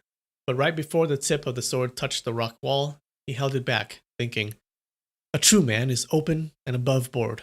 A win stays a win, and a loss stays a loss. Our Huashan Sword School truly has inferior kung fu skills. We really have no excuses. He threw down his sword with a deep sigh. He went ahead and looked at some other drawings on the rock wall, and not to his surprise, the sword moves of Songshan, Hangshan, Taishan, and Hangshan sword schools were also completely defeated. And the swordsman's sketch always ended up kneeling down to surrender. Ling Huchong had been in Huashan Sword School for a long time and had a good amount of knowledge about other sword schools. Although he didn't know the key aspects of the other four-member sword schools' sword moves, he had at least heard about the basic ideas behind them. Every one of the sword moves from the other four members' sword schools drawn on the rock wall was truly magnificent, but still, the man in the drawing defeated every one of them. In his heart, other than terror, some unanswered questions also troubled him.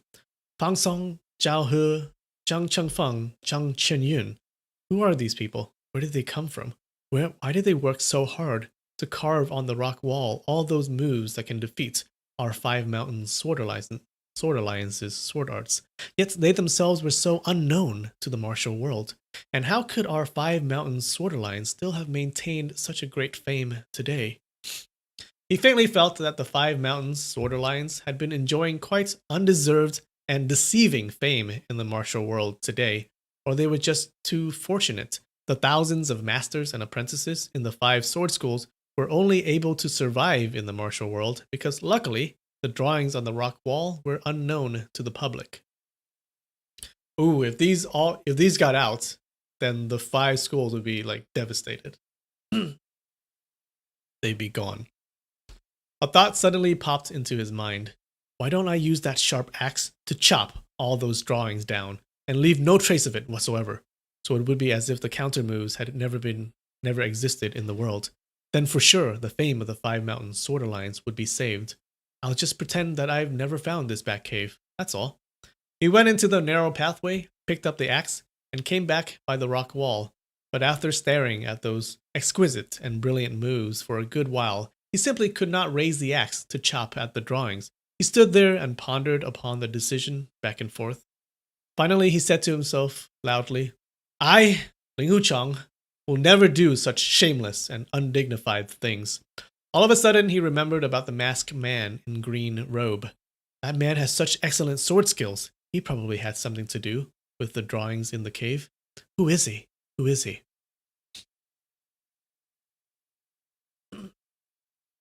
He stepped back into the front cave and pondered upon the question for half a day, then went back again to the back cave to study the drawings on the rock wall.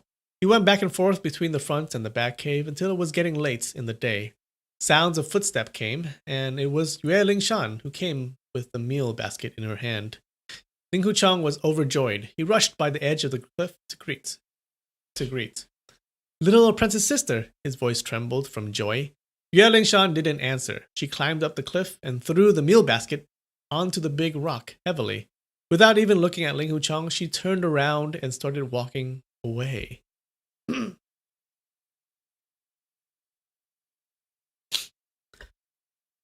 Little apprentice sister, what's the matter? Ling Huchang called out in despair. Yue Lingshan gave a snort and then leapt off the cliff onto the path going back. And no matter how Ling Huchang called her again and again, she never answered or even looked back.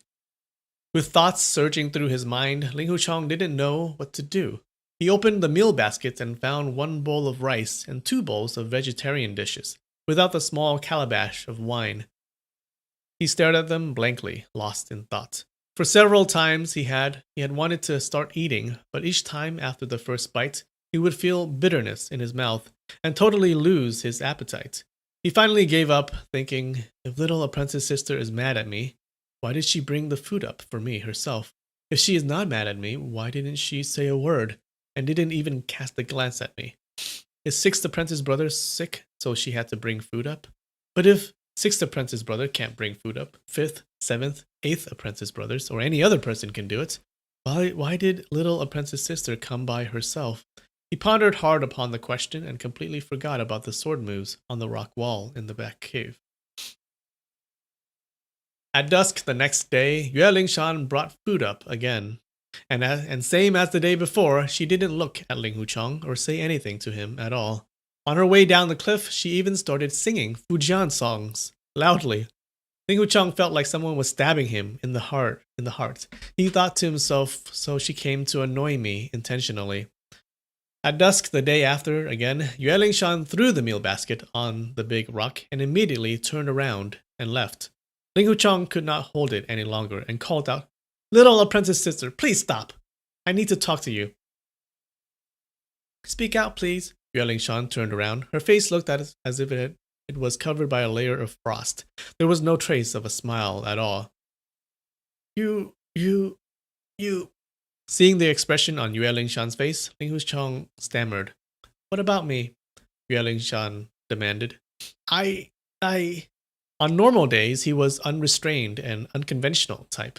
He would have been clever and fluent, but now he was completely lost for words.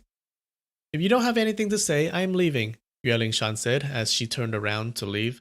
Ling Huchang was greatly worried, thinking that once she had left, she wouldn't be back until dusk the next day, and if he couldn't get an answer out of her today, how could he ever endure the anxiety for another night?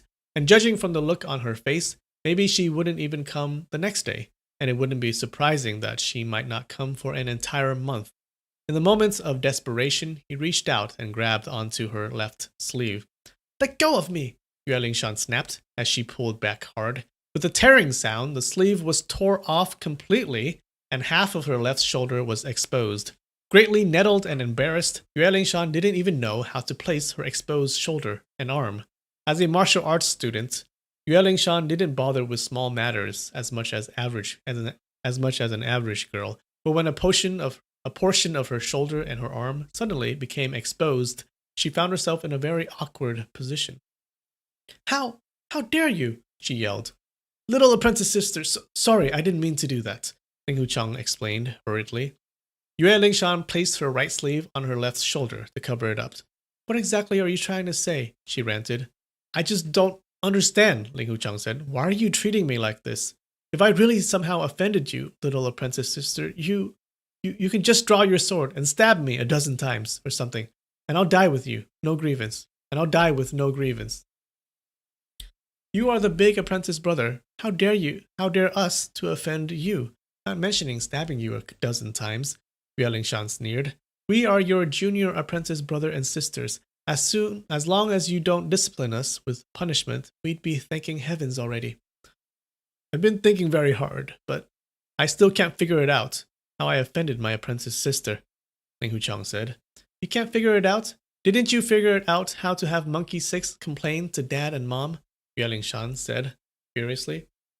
I had Monkey 6 complain to Master and Master Wife?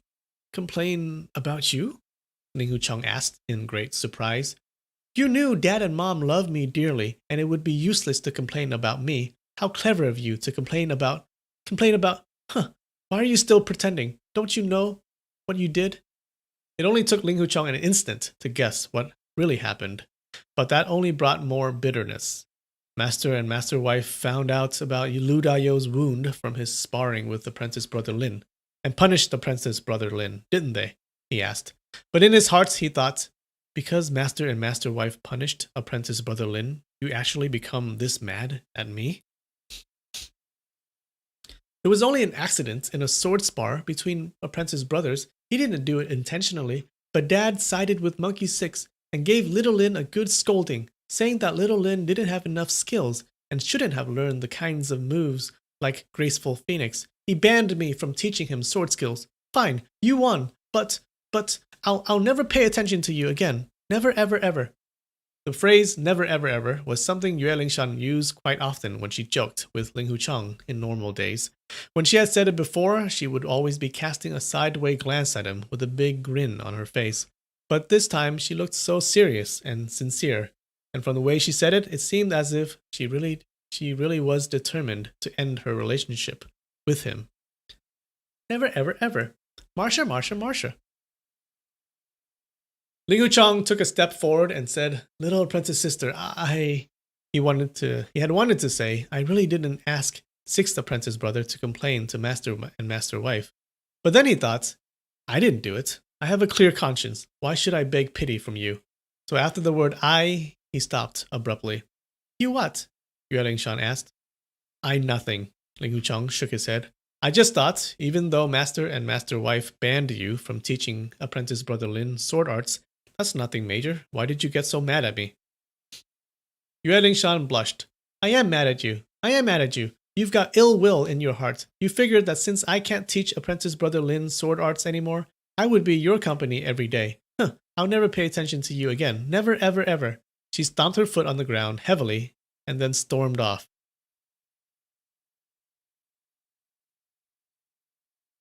He seems a little spoiled, guys. Not gonna lie.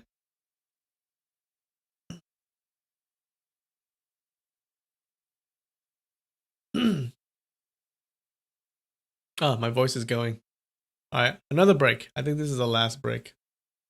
Alright, guys. Be right back.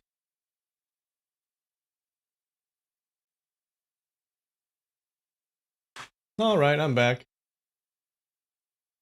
Man, the chat does not like Yue Lingshan.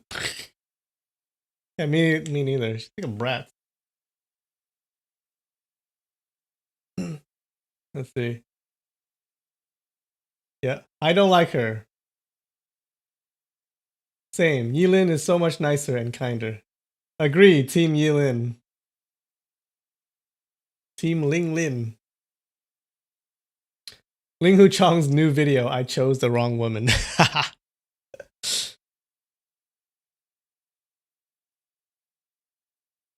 She's a brat.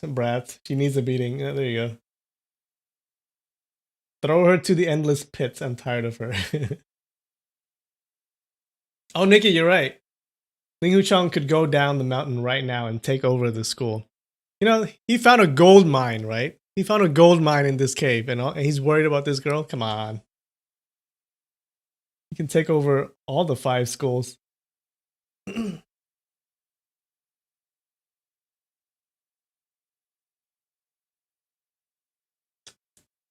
Alright, let's open up another candy packet.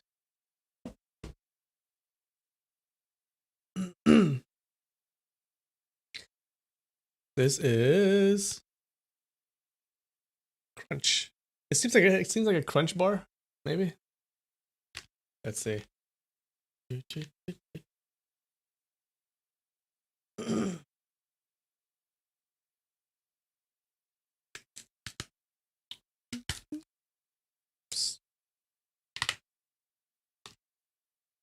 How does this open? Oh, look at that.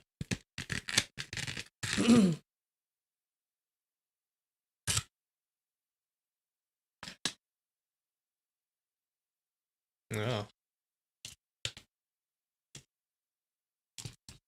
Oh, damn it.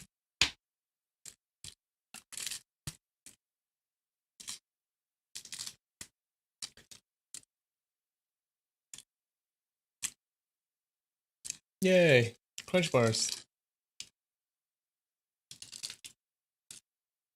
Pick off a piece.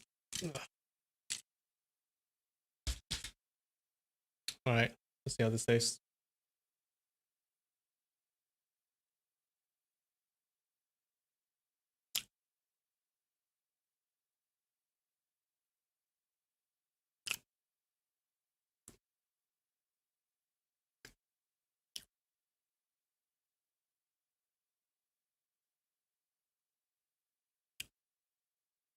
You know, I expected it to taste like a crunch bar, but it doesn't. The little crisps are less crispy than the crunch bars. And it has a weird taste. Like a medicine kind of taste. I don't think I'm a fan. Yeah, I like the almonds better. There you go.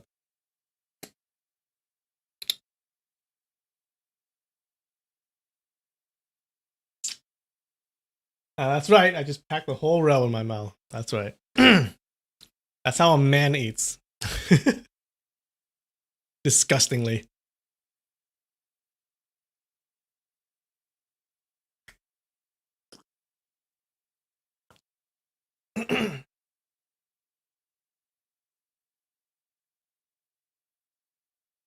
Oh yeah, the crunch ice cream bars are good. Those are hella good.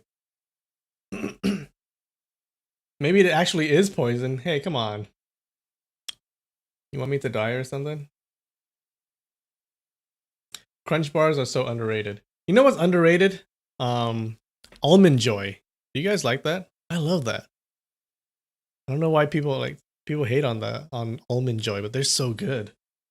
Who doesn't like coconut? Yep, Mr. Good Bar. Mr. Good Bar is great too. That peanut and chocolate mix is awesome.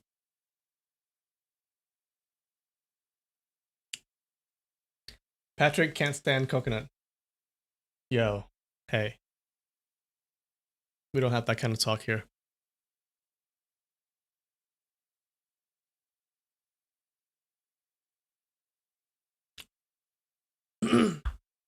All right, this is likely the last segment. Let's do it.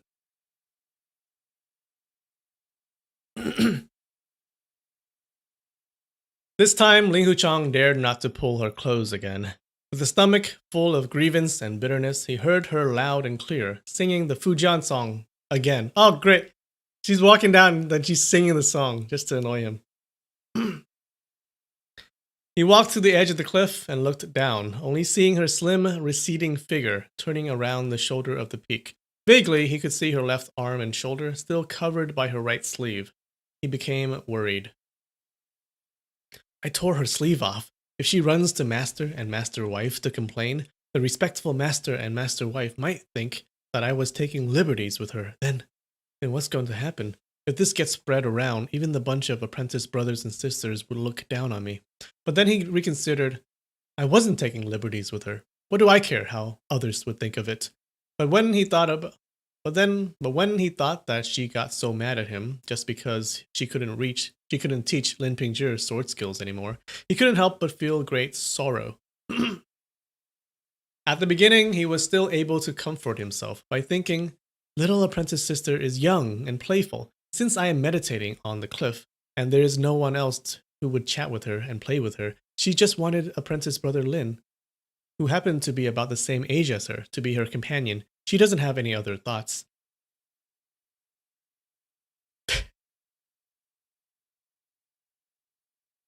Let her go, man. Let her go.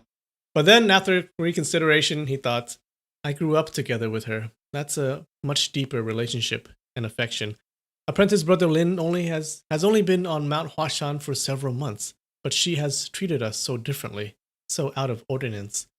At that thought, he felt even more bitterness. That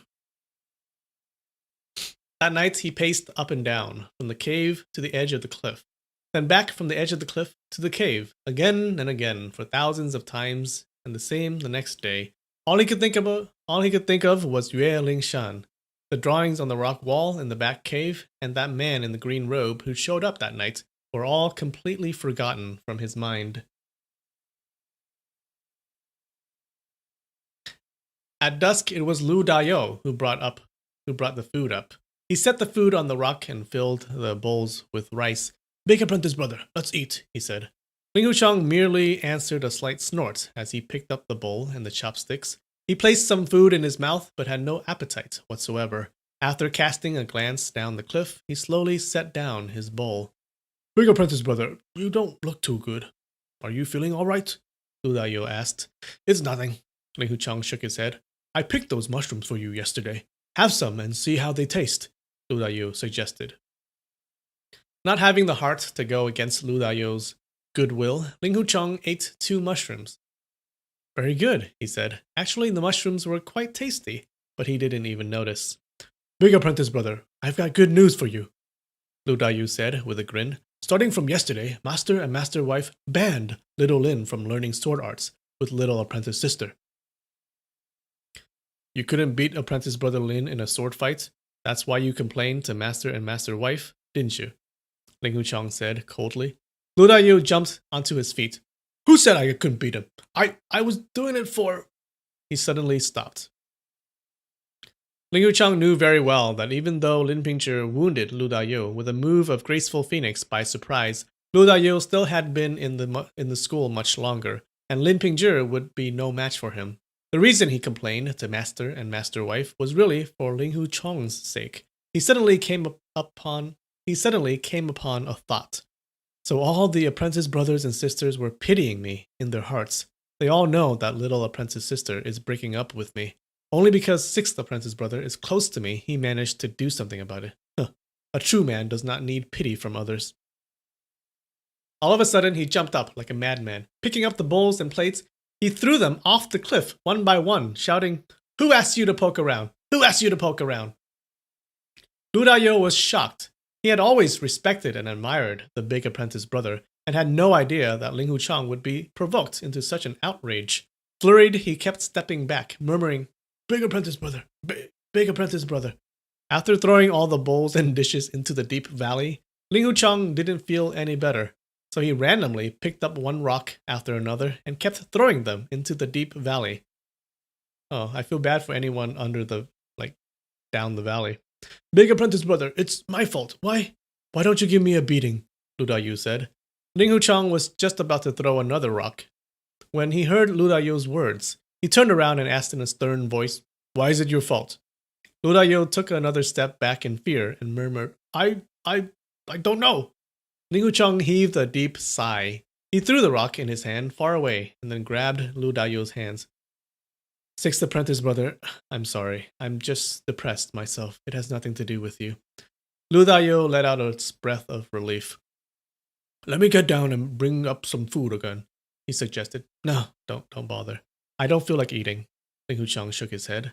Seeing the food in yesterday's meal basket still untouched, Lu Dayu became worried.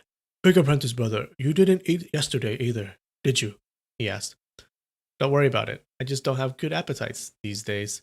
Ling Hucheng forced out a smile. Lu Dao dared not to argue, but the next day, when it was still early in the afternoon, he had already brought food up the cliff. He thought, I managed to get a big calabash of wine today, together with 2 delicious dishes. I'll have to get Big Apprentice brother to eat some more. But after he climbed up the cliff, he found Ling Hucheng sleeping on the rock in the cave, looking very wan and sallow.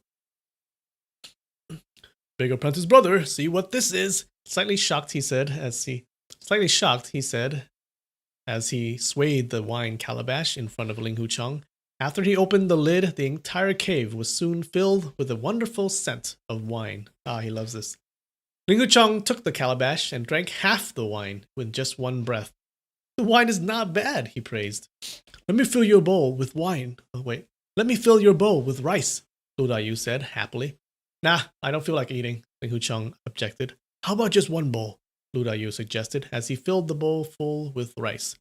Not having the heart to go against Lu Dayu's goodwill, Ling Hucheng had to agree. Okay, I will eat it after I finish drinking. But Ling Hucheng didn't eat the bowl of rice after all. The next day, when Lu Dayu brought the food up again, he found the bowl of rice sitting on the rock, untouched, and Ling Hucheng sleeping on the floor. Lu Dayu noticed some redness on Ling Hucheng's cheeks, so he reached out and felt Ling Hucheng's forehead with his hand. It was burning hot. Ling Hucheng must be running a high fever. He became very worried. Big Apprentice brother, are you feeling sick? He asked gently. Wine! Wine! Give me wine! Ling Hucheng mumbled. Although Lu Dayu brought some wine with him, he didn't give it to him. Instead, he poured a bowl of water and sent it next to Ling Hucheng's lips. Ling Hucheng sat up and drank the big bowl of water in one swallow. Good wine! Great wine! He yelled, and then fell down on his back heavily, still mumbling, Good wine! Great wine! Knowing that Ling Hucheng's illness was quite serious, Lu Dayo was very concerned. But it happened that Master and Master Wife had some business to take care of, and had left Mount Huashan early in the morning. So he ran down the cliff and told Lao Denois and the other senior apprentice brothers. Yue Buchun had set up a strict rule that other than the once-a-day task of bringing food up the cliff, no one would be allowed to go up the cliff to see Ling Hucheng. But now, since he was seriously ill, to go up the cliff to check on him probably wouldn't be counted as a violation. Yet the bunch of apprentices still dared not to go up the cliff all at once, and decided to go up the cliff to check on Ling Hucheng in groups and in different days. Lao Denois and Liang Fa were the first two to go up. Lu Dayo then went and told Yue Lingshan about it. Yue Lingshan was still quite angry at Ling Hucheng, so she said coldly, Come on, Big Apprentice brother has excellent inner energy. How could he become ill? You can't fool me. The illness of Ling Hucheng broke with such a tremendous force. For 4 days and 4 nights, Ling Hucheng stayed in a coma. Lu Dayu begged Yue Lingshan to go up the cliff to pay a visit. He almost knelt down in front of her when she finally realized he was speaking the truth, and also got greatly worried. She went up the cliff together with Lu Dayo, only finding a Ling Hucheng with deeply sank cheeks and disheveled beard all over his face. Nothing even close to the unrestrained and unconventional one he used to be.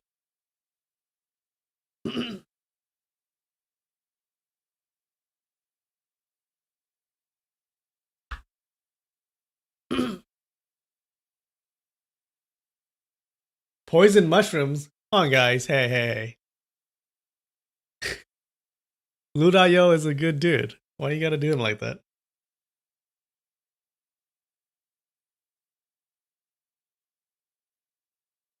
With remorse in her heart, Yue Lingshan walked by his side and said gently, Big Apprentice brother, I've come to see you. Don't be mad at me anymore, all right? Ling Hucheng's face looked indifferent, his eyes wide open. He stared at her with a confused look, as if he didn't know who she was at all. Big Apprentice brother, it's me. Why don't you answer me? Yue Lingshan said. Ling Hucheng kept staring at her blankly. After a while, he closed his eyes and fell asleep. Till Lu Dayo and Yue Lingshan had left, he still did not wake up. Only after well over a month, Ling Hucheng finally started to recover.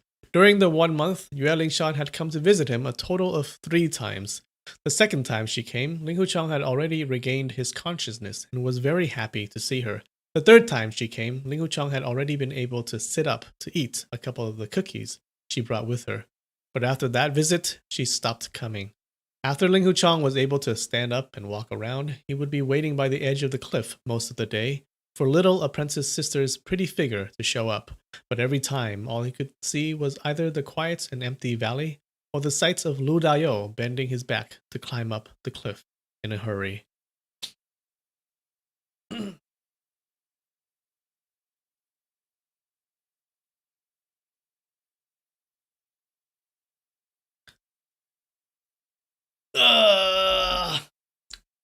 We did it.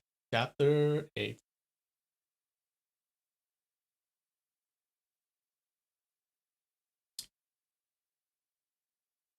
All right, what do you guys think about that?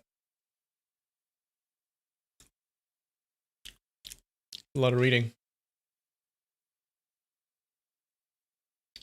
I could feel my voice going.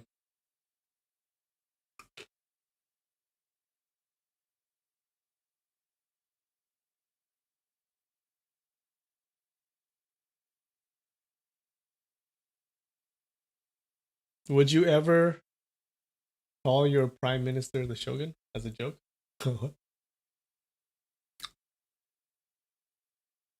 I guess. Good chapter, but not very good for our Ling Huchang. Yeah. No, actually, it was good for him. He found that cave. That's a treasure trove. I was like, if you learn all of those moves, you'll be the best. You'll be the leader of the 5 Mountains Sword Alliance.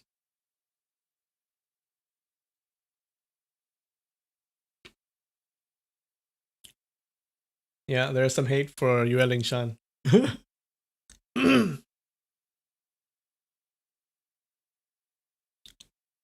Alright, guys.